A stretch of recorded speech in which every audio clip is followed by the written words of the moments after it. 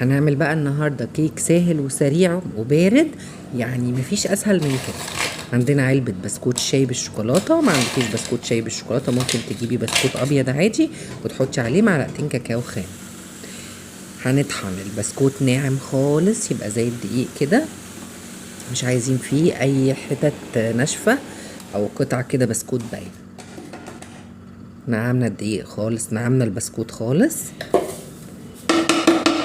الكيك ده سهل وسريع، وحتى لو ما بتعرفيش تعملي كيك الكيك ده هيطلع ناجح جدا معاكي، مفيش ولا دقيق ولا بيض. هنحط معلقه مليانه بيكنج باودر، وهنحط كوبايه لبن ونقلب. هنشوف بقى القوام كده.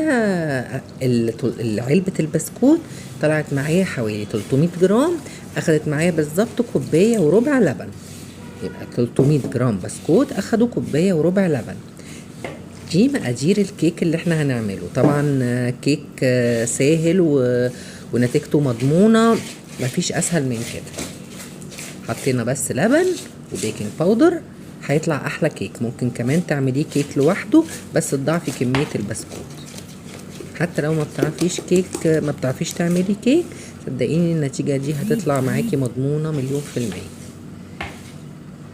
بنزود حبة بحبة اللبن زي ما قلت لكم. انا حطيت الكوباية كلها، وبعدين الربع كوباية بزودها حبة بحبة، وبقلب كويس لحد ما البسكوت يتشرب كده اللبن ونشوف القوام. لقينا ايه لسه تقيل، بنزود حبة صغيرين كمان ونقلب. نقلب كويس علشان البسكوت يتشرب. شايفين بقى القوام اللي احنا وصلنا له؟ هو ده بالظبط كده القوام اللي احنا عايزينه. هنجيب بقى صينية او بايركس مدهون مادة دهنية، زيت او زبدة او سمنة، وننزل فيه الخليط ده، ونكون مسخنين الفرن من قبلها على درجة حرارة 180، وندخلها الفرن. يعني بتاخد حوالي نص ساعة كده. طبعا بتختبريها تشوفيها الاول استوت من جوه ولا لسه فيها عجينة. بس هندخلها الفرن بقى، وعلى ما تستوي هنبتدي نعمل كده الكريم شانتيه بتاعنا.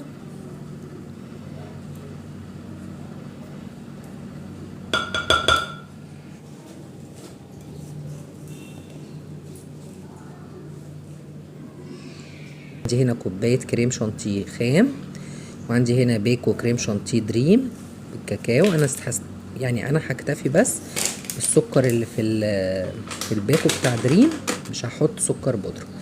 حطيت كوباية ونص لبن متلج او ميه متلجه. انا بصراحه استخدمت ميه لان القوام بتاع الكريم شانتيه بيبقى احسن ما بنحط لها لبن، يعني بالميه بتبقى انجح بصراحه. بس اهم حاجه تحطي الميه او اللبن في الفريزر شويه قبل ما تستخدميه مع الكريم شانتيه.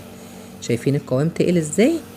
هحط لها كمان معلقتين قشطه او كريمه اللي موجود عندك، بتدي طعم حلو قوي للكريم شانتيه. ما عندكيش مش مشكله خالص، اكتفي بالكريم شانتيه وخلاص. هحط بقى الكريمه بتاعتنا دي في التلاجة، ونعمل بقى الوش الشوكولاته على ما الكيك يستوي والكريم شانتيه كمان يتماسك شويه.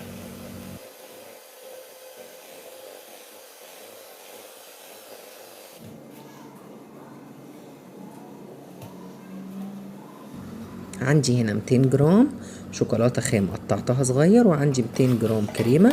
الكريمه سخنتها على النار ونزلت بالشوكولاته عليها علشان ندوبها بقى. نفضل نقلب نقلب كده لحد ما الشوكولاته تدوب خالص. لما تدوب خالص مش هتبقى مخرزه كده. شايفين بقى قوامها ناعم ازاي؟ كل الشوكولاته دابت ومفيش اي كتل شوكولاته. خلاص كده طلعنا الكيك استوى تمام. هخرمها كده شويه. وكنت عامله كوبايه كاكاو، نص كوبايه لبن وعليها معلقتين كاكاو خام ومعلقه سكر، دوبتهم كويس قوي في اللبن. وهنسقي بيها شويه كده الكيك. مش هنحط كل النص كوبايه، بس يعني ايه هنسقي الكيك كده بحيث ان احنا نطريها.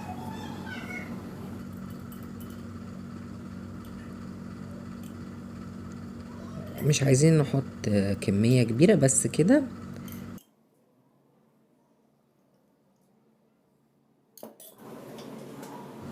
هنشرب بقى الكاكاو اللي احنا عملناه ده للكيك، وهنسيب الكيك يبرد خالص قبل ما نحط الكريم شانتيه. لو حطينا الكريم شانتيه وهو سخن تسيح.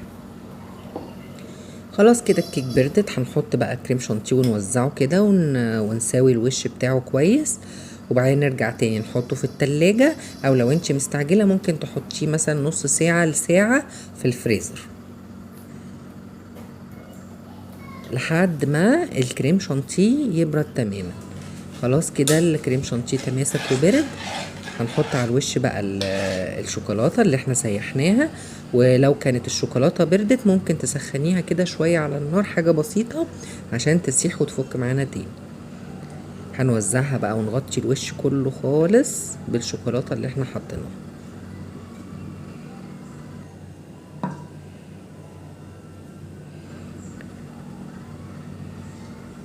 خلاص كده غطينا الوش كله بالشوكولاتة.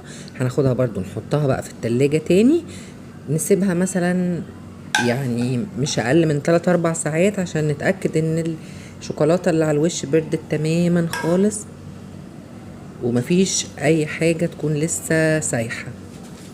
نحطها لحد ما الشوكولاتة اللي على الوش دي تبرد تماما قبل ما نبتدي نقطعها. شايفين بقى لما بردت الشوكولاتة تماسكت ازاي؟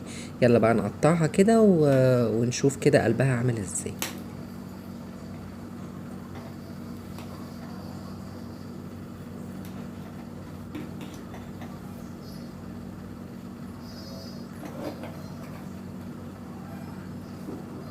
يا رب تكون عجبتكم، ما تنسوش لو عجبتكم اللايك والاشتراك في القناة.